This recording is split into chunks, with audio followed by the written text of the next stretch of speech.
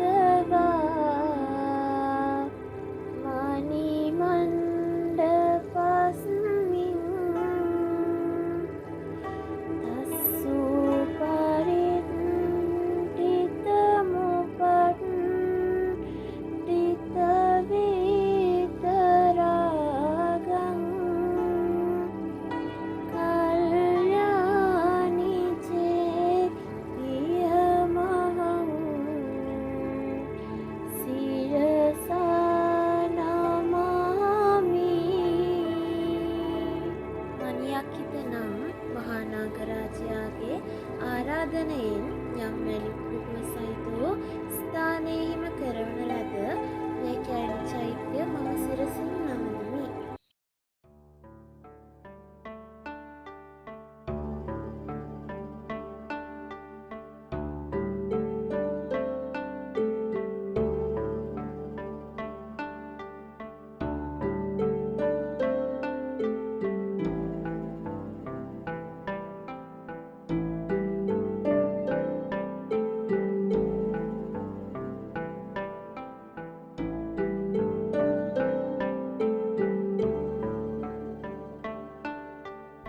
කැලණිය රජමහා විහාරය ගම්පහ දිස්ත්‍රික්කයේ කැලණි ගඟ අසබඩ පිහිටා තියෙනවා.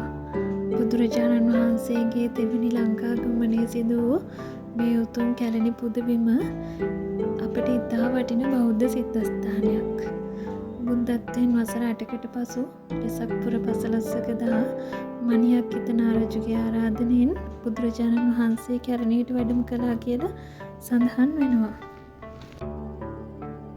එහිදී උන්වහන්සේ දේශනා කළ ධර්මය ශ්‍රවණය කර නාරජු ඇතුළු පිරිස බුදුදහම වැළඳගත් අතර එදා ඒ වැඩ සිටි මැණික් ආසනය නිදන් කර මෙම දාගැබ ඉදි කළ බව ඉතිහාසයේ සඳහන් වෙනවා.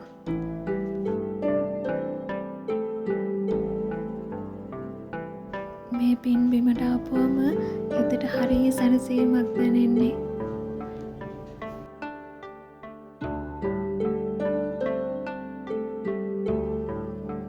මේ උතුම් කැලණි පුදබිම වන්දනාමාන කරගන්න දිනපතා නන්දෙසින් බෞද්ධ ජනතා විශාල පිරිසක් පැමිණෙනවා.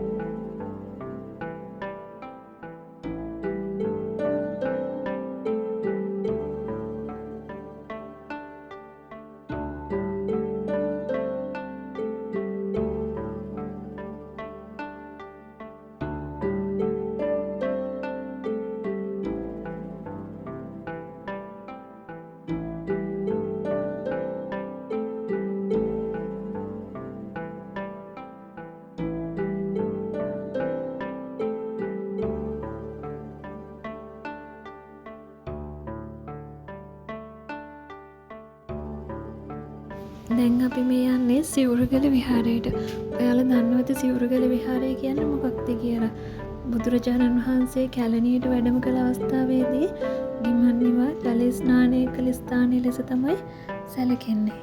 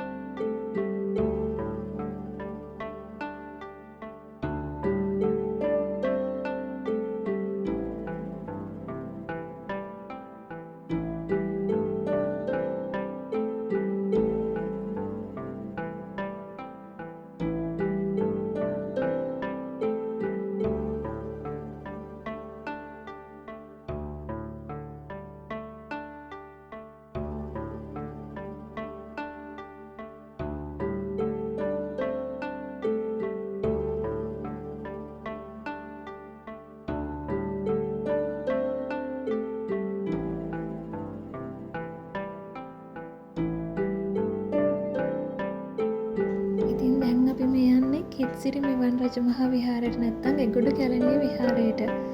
කැලණි රජමහා විහාරයට ආපු ඔයාලා යන්න ඕන තැනක් තමයි මේ කිත්සිරි මෙවන් රජමහා විහාරය කියන්නේ. කැලණි රජමහා විහාරයට දකුණු පසින් කැලණි ගඟෙන් එගොඩ තමයි පිහිටලා තියෙන්නේ. ඉතින් ඔයාලට මේ පෙනෙන දාගැබ හරිම විශේෂයි. ඉතින් අපි යමු ඉස්සරහටම විස්තර කරන්න. සත්තාය යාය මනියක්කික නාගරාජා චේතින් ආකාසිවර අන්තරවාසකං යං යස්මින් නිදාය මුනිනෝ තමනුස්සරන්තෝ වන්දාමි කිත්ති සිරි සෞහයතු පරාජං. බුදුරජාණන් වහන්සේ ජල ස්නානය කළ අවස්ථාවේදී හැඳ සිටි සිවුර නැත්තම් ජලසාටිකාව තැන්පත් කරලා මේ දාගැබ කරූ බව සඳහන් වෙනවා. මේකම සිවුරු දාගැබ නැත්නම් කිත්සිරි මෙවන් දාගැබ කියලා හඳුන්වනවා. ඉතින් බෞද්ධ අපිට මේ ස්ථානය හරිම විශේෂයි. කැලණි රජමහා විහාරස්ථානයේ වන්දනාමාන කරගන්න එන ඔයාලා අනිවාර්යයෙන්ම මේ ස්ථානයත් වන්දනාමාන කරගෙනම යන්න. මේ ඔයාලා දකින්නේ උතුම් යශෝදරා මහරහත් තෙරණින් වහන්සේ. ඒ උත්තමාවියත් වන්දනාමාන කරගෙනම යන්න. තෙරුවන් සරණයි.